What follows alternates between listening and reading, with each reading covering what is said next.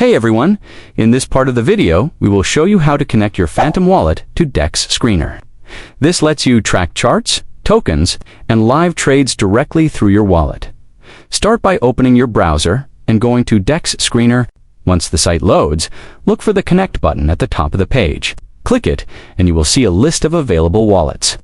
Choose Phantom from the list. Your Phantom wallet window will slide out, asking you to approve the connection.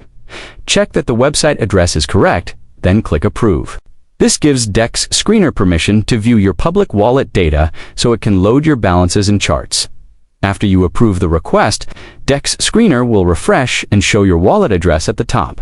Now you are fully connected. You can visit any Solana pair, track tokens you hold, and switch networks if needed.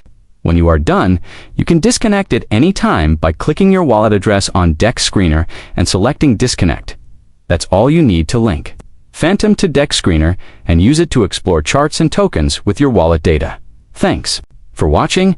Make sure to like and subscribe, and check out our other videos for more investing tips and tutorials.